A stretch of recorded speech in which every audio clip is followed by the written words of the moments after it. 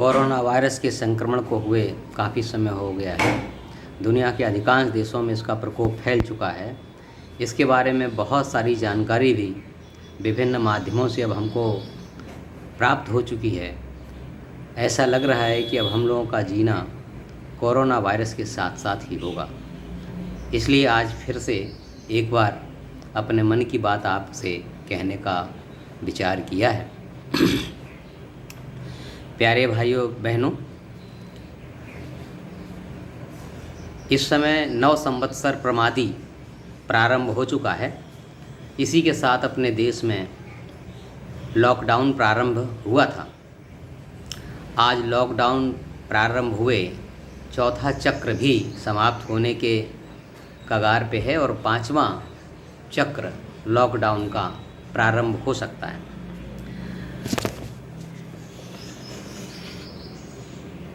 इस काल में खाने पीने की सामग्री और अन्य विभिन्न प्रकार की आवश्यकताएं हैं, उनकी पूर्ति हो रही है। अधिकांश श्रमिक भी अपने गांवों की ओर जा रहे हैं, पहुंच चुके हैं। कुछ रह गए हैं, वही अब शेष वो भी अपने गांव की ओर जा रहे हैं। बिजली पानी की कोई दिक्कत नहीं है। टीवी और मोबाइल पर मनोरंजन के सारे साधन उपलब्ध हैं। दूध सब्जी गली गली आ जाती है। अर्थात जीवित रहने के लिए तो सारे साधन उपलब्ध हैं, लेकिन समाज और देश के विकास के लिए, तरक्की के लिए आवश्यक संसाधन ऐसे समय में उनका उपयोग नहीं हो पा रहा है। देश को, संपूर्ण समाज को बहुत बड़ा आर्थिक नुकसान भी हो रहा है। सरकार पर बहुत दबाव है। जनता भयभीत ना हो, समाज में अराजकता न पैदा हो, जमाखोरी, कालाबाजारी, सामान की अनुपलब्धता न पैदा हो। लाखों करोड़ रुपयों की सहायता दुर्बल वर्ग के लोगों को मुहैया कराई जा रही है। पहली बार गिनती के धूर्त लोगों को छोड़कर इस संघर्ष में सारा समाज एक साथ आया हुआ दिखाई दे रहा है। लॉकडाउन की समय सीमा समाप्त होने पर यदि स्थितियां नियंत्रित रहीं तो क्या होगा? क्या सब कुछ तुरंत सामान्य हो जाएगा? संपूर्ण विश्व में एक साथ नहीं फैला। चीन के वुहान शहर से प्रारंभ होकर धीरे धीरे विश्व के सभी देशों में ये संक्रमण फैलता गया। यह संक्रमण बैक्टीरिया या फंगस द्वारा नहीं, वायरस द्वारा हो रहा है। यह संक्रमण बैक्टीरिया या फंगस के द्वारा नहीं। आपको जानना होगा कि वायरस जीव व निर्जीव के बीच की कड़ी है। यह न तो जीवित होता है और न ही मरता है। सही शब्द इसके लिए है सक्रिय और निष्क्रिय होना।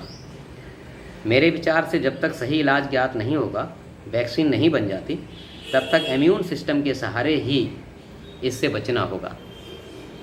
कोरोना वर्ग के अन्य वायरसों की भी कोई वैक्सीन अभी तक नहीं बनी है, जबकि पिछले कुछ वर्षों में कोरोना वायरस के अन्य सदस्य वायरसों के द्वारा विभिन्न प्रकार के संक्रमण फैलाए गए। इसलिए हो सकता है कि इस भयंकर संक्रमित होने वाली कोविड वायरस के संक्रमण को रोकने के लिए वैक्सीन 1 साल के प्रयास करने के बाद भी हो सकता है बनाने में सफलता न मिले। इसलिए इससे बचाव ही एक बहुत बड़ा हथियार होगा।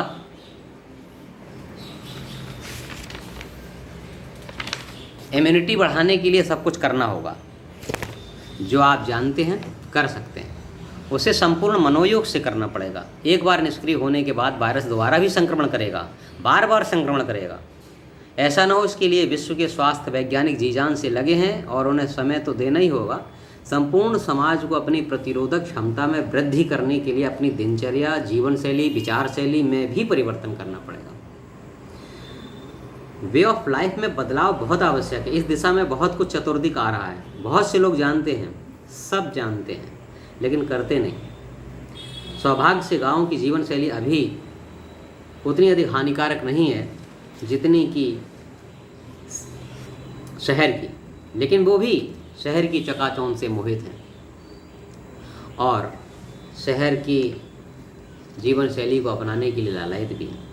इस संक्रमण से हमें यह सीख मिली है कि पैसा कमाने के लिए शहरों में संघर्ष करना, जहाँ पर पीने के लिए स्वच्छ जल नहीं, सांस लेने के लिए स्वच्छ हवा नहीं, रहने के लिए सम्मानजनक मकान नहीं, कंक्रीट के जंगल खड़े होते जा रहे हैं, नदियाँ प्रदूषित होती जा रही हैं, पर्यावरण संतुलन कायम कैसे होगा?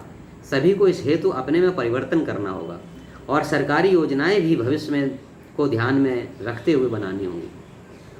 राजनीतिक गोटियां देश और समाज की कीमत पर सेकना बंद करना होगा। ये सभी कुछ तो आज दूर की बात लगती है, लेकिन भविष्य में कुछ ऐसा ही करना होगा।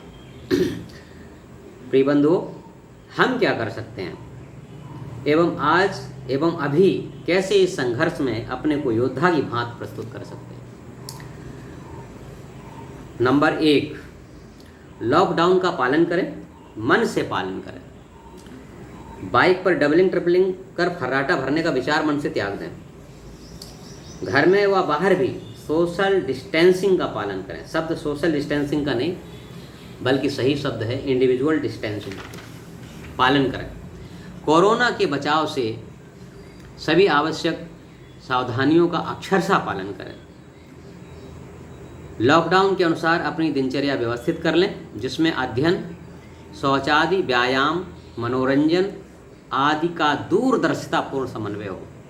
प्रातःकाल उठें, मुँह हाथ पैर धोकर घर के कार्यों में भी हाथ बटाएं, जो कि आप विद्यालय और ऑफिस खुला रहने पर नहीं कर पाते।